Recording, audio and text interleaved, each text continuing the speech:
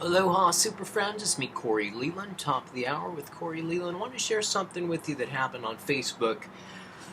Some comments I made that I think are really very significantly helpful and spiritual and transcendent into what we could call a commentary on some of the depth behind the commandment, the instruction for spiritual healing of Christ. Judge not after appearances. Now, it's no secret I'm a Detroit Tiger fan. I was born in Detroit, and I love the Tigers. I love baseball. So I'm on the Detroit Tigers talk page, and somebody else there, apparently a woman fan, wrote yesterday, "Oh my, Gibson, not looking too good," with a little crying emoji. God bless him, with the prayer hands. And we love Kirk Gibson in Detroit. You know, he's one of the broadcasters, and he was 1984, last time the Tigers won the World Series champion, hit two of the most iconic home runs in World Series history. One with the Tigers in 84, and then 4 years later in Los Angeles with the Dodgers, Kirk Gibson. Call it Gibby. And he's been, doesn't hide it, been dealing with Parkinson's disease the past few years.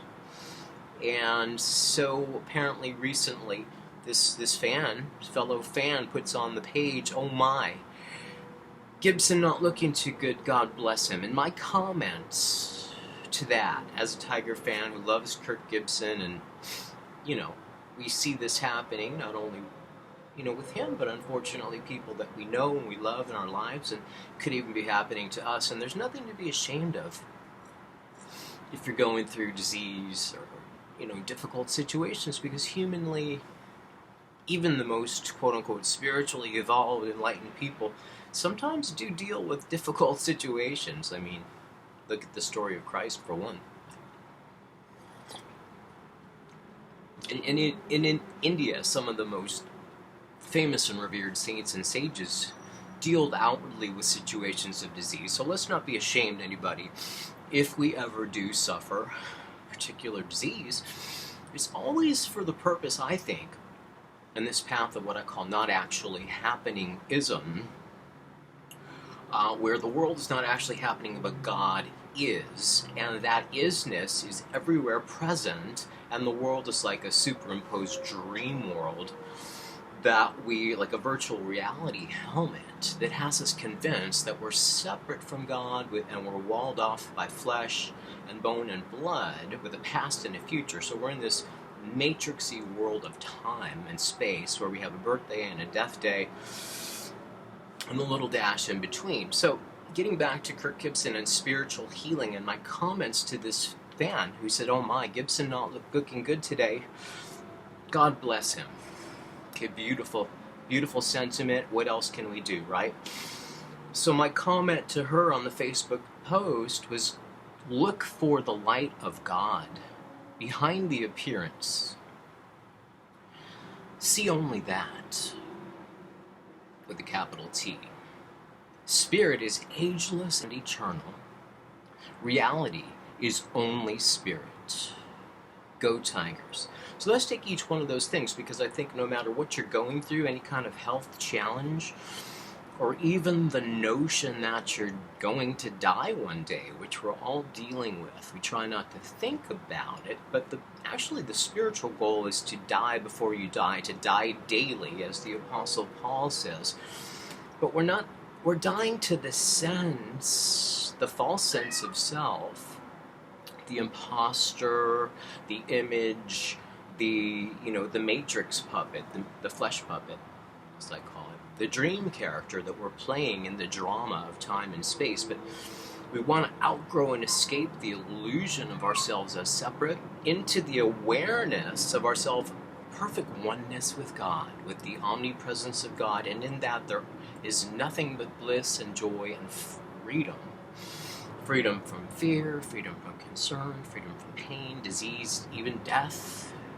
So we want to outgrow and escape the belief in death, and before we die, want to die to the sense that we're separate, And greater is he who is within me than he who is in the world, says Christ. So this he that's within us is the part that I'm referring to when I say to this post about Kirk Gibson, who has, dealing famously, very courageously, beautifully, we love him, with Parkinson's disease. Same as Michael J. Fox. Okay, so I said, look for the light of God behind the appearance. So whenever we're seeing Kirk Gibson on the screen, or you think of him in your mind, or anyone in your life that you know who may be going through a particular disease or situation, and you look for the light of God behind the appearance, okay? And you do your best to see only that. Spirit is ageless and eternal. Reality is only spirit. So you look for the light of God, and that same light of God that you're seeing right there where there appears to be Kirk Gibson, okay? Judge not after appearance. The appearance may be good, it might be bad, but it's not true. Truth is changeless. Everything we see with the body's eyes can change, from the bad to the good to the bad, the living to the dead. Okay, but the spirit is forever a constant state. Heaven remains an eternal constant state, and we're dreaming of time and space and bodies. Okay, so we want to outgrow the mortal and grow into our awareness of the light, the spirit, the oneness with God's eternal bliss and peace, the kingdom of heaven, which is within. It's closer than even the feeling of the body. So again, I'm going to read my post one more time. That's the reason for this commentary on judge not after appearances, the famous commandment and spiritual instruction. How to be a healer, how to heal yourself, how to awaken out of the dream of time and space from Christ.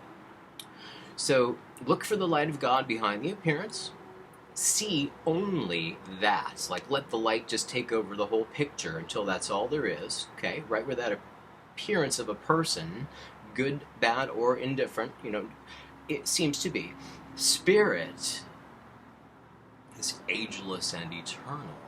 You want to identify rightly with spirit.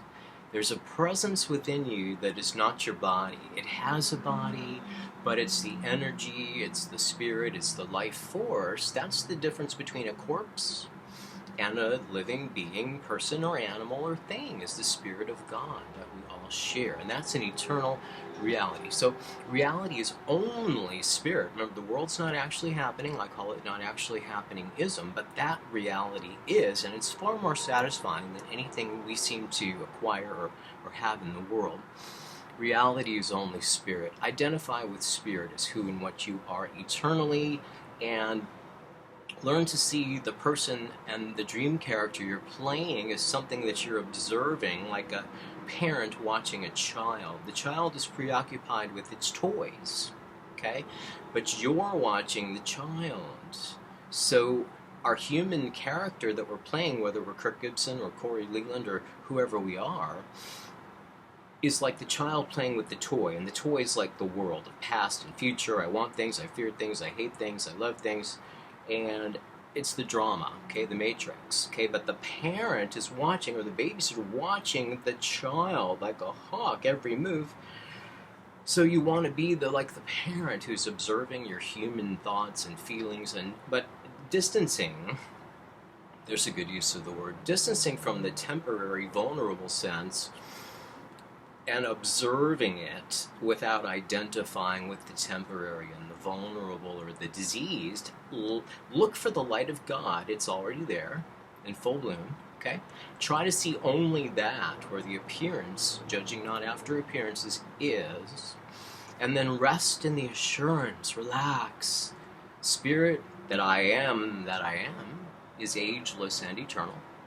And the only reality, the world's not actually happening, there is no world, but I am free, I am spirit. Be the freedom that you want to see in the world. I'm Corey Leland.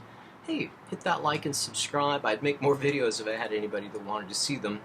I'm happy to speak about this stuff. I comment on a lot of politics and other things on my Facebook page, but this is what I'd really rather be speaking to you about. So, of course, the Detroit Tigers also. So, God bless, stay peaceful, and thank you for listening.